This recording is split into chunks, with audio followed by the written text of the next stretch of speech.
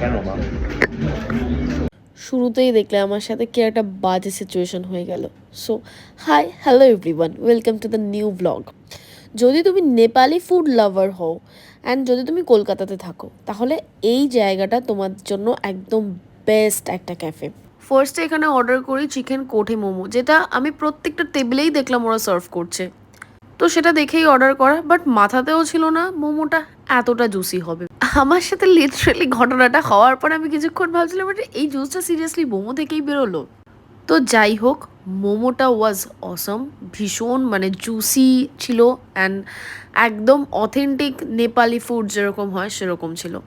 তারপরে অর্ডার করি ওদের সিগনেচার একটা ডিশ, চিকেন সেকুয়া। এটাও ভীষণ টেস্টি অ্যান্ড এটাও ফুল অফ বাটার ছিল আর একদম হালকা স্পাইসি ছিল, মানে বেশ খেতে চটপাটা লাগছিল, ভালোই লেগেছে। অ্যান্ড এই ডিশটা যারা একদম স্পাইসি বা ঝাল খাও না তারা ভুলেও এই ডিশটা নিও না। আমার ভীষণ ভালো লাগে ঝাল খেতে, তাই আমি খেয়েছিলাম। এই ডিশটার নাম হচ্ছে চিকেন চইলা। ওরা বলেই দিয়েছিল অবশ্য এটা প্রচণ্ড স্পাইসি আর প্রচণ্ড ঝাল, তবে আমি তাও নিয়েছিলাম কারণ আমার ঝাল খেতে খুব ভালো লাগে। তারপরেও আমার খেয়েটা এরকম অবস্থা হয়েছিল, তাই যারা ঝাল খাও না স্কিপ দিস।